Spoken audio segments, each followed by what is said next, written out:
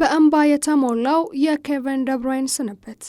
በጨዋታው ምርጥ ከሚባሉ አማካኞች መካከል አንዱ ለመሆኑ የበቃው ኬቨን ደብሮይን ሲቲ ቤት የደረሰው እንደ አውሮፓውያኑ የዘመን አቆጣጠር በ2015 ነበር። የቤልጅየማዊው ከፍተኛ የእግር ኳስ ሕይወቱ በ2009 በጀንክ የጀመረ ሲሆን በ2010-11 የውድድር ዘመን 17 ለጎል የሚሆኑ ኳሶችን አመቻችቶ 6 ጎሎችን በማስቆጠር የዋንጫ አሸናፊ ቡድናቸው ወሳኝ አካል ሆኗል። እንደ አውሮፓውያኑ በጃንዋሪ 2012 ግን ደብሮይን ወደ ቼልሲ ተዘዋውሯል። ምንም እንኳን እስከዚያ የውድድር ዘመን መጨረሻ ድረስ ከጀንክ ጋር ቢቆይም እንዲሁም ተከታዩን የውድድር ዘመን ደግሞ በውሰት ቨርደር ብሬመን ቢያሳልፍም ምንም እንኳን ለመምጣት አስቸጋሪ የሆኑ የመጀመሪያ የቡድን እድሎችን አግኝቶ ነበር እና ከ9 ጨዋታዎች በኋላ ደብሮይን በጃንዋሪ 2014 ለወልፍስበርግ ፈርሟል። በ2014-2015 የጀርመን ዋንጫን ሁለተኛ ሆኖ በማጠናቀቅ 16 ጎሎችን ሲያስቆጥር የቡንደስሊጋውን ሪካርድ በመስበር እንዲሁም በዓለም እግር ኳስ ምርጥ ተጫዋችም ለመሆን የበቃው እዚያ ነው። ባደረገው ጥረት የቡንደስሊጋው የዓመቱ ምርጥ እግር ኳስ ተጫዋች ተብሎ እውቅና እንዲያገኝ አስችሎታል። ወደ ሲቲ ሲዘዋወር ደብሮይን በመጀመሪያ የውድድር ዘመኑ ላይ ትልቅ ተጽዕኖ አሳድሯል። ጥቂት ተጫዋቾች በአጀማመሩ የተደሰቱ ሲሆን ያስቆጠራቸው 15 ግቦችና ለኳስ የሚሆኑ 15 ጎሎች ደግሞ አስደናቂ የመጀመሪያ የውድድር ዘመን የሲቲ ምርጥ ተጫዋች ተብሎ እንዲመረጥ አስችሎታል። 2016-2017 ላይ ደብሮይን የፕሪሚየር ሊግ አሲስትን በበላይነት ሲያጠናቅቅ አስደናቂ ጊዜው ነበር። ግን ቤልጅየማዊው ድንቅ ችሎታውን ያሳየው በሚቀጥለው የውድድር ዘመን ላይ ነበር። ሲቲ ዋንጫ እንዲያሸንፍ ትልቅ ሚና ነበረው። አስደናቂ ትዕይንቶችን በማሳየት የክለቡ የውድድር ዘመን ለሁለተኛ ጊዜ ምርጥ ተጫዋችነትን እንዲያሸንፍም አድርጎታል። ነገር ግን በደረሰበት ጉዳት 2017-18 የውድድር ዘመንን አበላሽቶበት ነበር። አሁንም በታሪካዊ የውድድር ዓመት የበኩሉን ሚና ተጫውቷል እና ከተጠባባቂነት ወጥቶ በኤፍኤ ካፕ የፍጻሜ ጨዋታ ኮከብ ተጫዋች ተብሎም ተመርጧል። የ2019-2020 የውድድር ዘመን ለቤልጅየማዊ ተጫዋች 48 ጨዋታዎችን አድርጎ 16 ጎሎችን ያስቆጠረበት እንዲሁም የቴሪ ሄንሪ የፕሪሚየር ሊግ 21 አሲስት ሪካርድንም ማች አድርጓል። በውድድር ዓመቱ መጨረሻ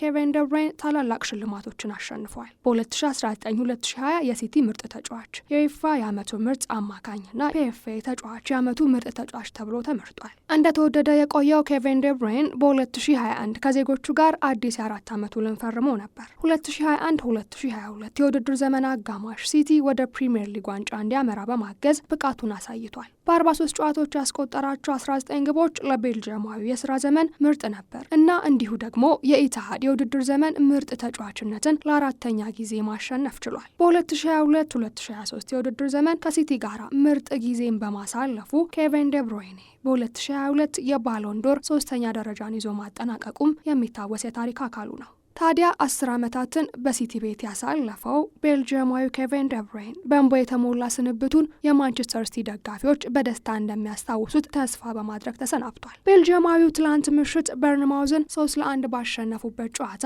ለክለቡ የመጨረሻ ጨዋታውን አድርጓል። ከባለቤቱ ሚሼል እና ከ3 ልጆቻቸው ጋር ወደ ሜዳ ሲወጡ የሲቲ ተጫዋቾችና ሰራተኞች ለደብሮይን የክብር አሸኛኘት ለማድረግ ተሰልፈው የነበረ ሲሆን የ33 ዓመቱ ተጫዋች ግን ንግግር ለማድረግ እድሉ ሲሰጠው ንግግር ለማድረግ ሲታገል ተስተውሏል። ማንቸስተር ቤቴ ነው ሲል ንግግሩን የጀመረው ደብሮይን እነዚህ ትናንሽ ልጆች የተወለዱት ማንቸስተር ነው። እኔ እዚህ የመጣሁት ከባለቤቴ ሚሼል ጋር ነው እና እዚህ እንደ ክለብ ከደጋፊዎቼ ከቡድን አጋሮቼ ጋር የሰራነውን ለማድረግ 10 ዓመታት እዚህ እንሆናለን ብለን አልጠበቅንም ነበር። ሁሉንም ነገር አሸንፈናል። ክለቡን ትልቅ አድርገነዋል ሲል ንግግሩን አድርጓል። ኬቨን ደብሮይን በማንቸስተር ሲቲ ቤት 421 ጨዋታዎችን ተጫውቷል። 108 ጎሎችንም አስቆጥሯል። ከኮሊን ቤል በኋላ የመጀመሪያው የሲቲ አማካኝ ሲሆን 177 አሲስቶችንም በስሙ ማስመዝገብ ችሏል። በ10 ዓመታት የማንቸስተር ሲቲ ቆይታው ስኬታማ ተጫዋች መሆን ችሏል። ከክለቡ ጋራም 6 የፕሪሚየር ሊግ ዋንጫዎችን፣ 2 የኤፍኤ ካፕ፣ 5 የሊግ ካፕ፣ የቻምፒየንስ ሊግ፣ የሱፐር ካፕ እና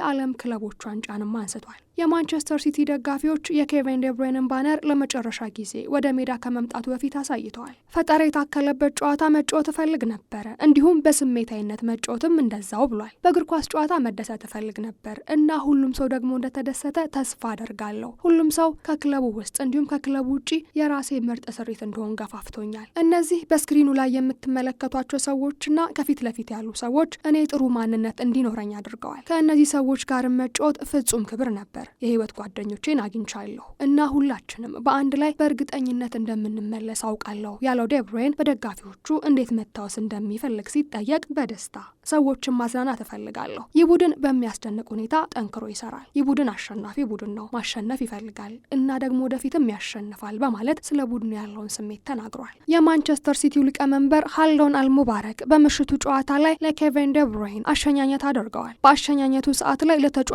ማስታወሻ እንዲሆን የዋናው ቡድንና የወጣቶቹን ቡድን የሚያገናኘውን መንገድ ኬቨን ዴ ብሩይን በሚል ስም መሰየማቸውን አብስረዋል። በተጨማሪም ክለቡ ተጫዋቹን ለማስታወስ የተጫዋቹ ምስል የተቀረጸበትን ሐውልት ከሜዳ ውጪ እንደሚያደርግም አረጋግጧል። 19 ዋንጫዎችን ከውሃ ሰማያዊዎቹ ጋር ማንሳት የቻለው የ33 ዓመቱ ቤልጂየማዊ የመሃል ሜዳ ሞተር ኬቨን ዴ ብሩይን ከ10 ስኬታማ ዓመታት በኋላ ትላንት ምሽት በእንባ ታጅቦ ተሸኝቷል።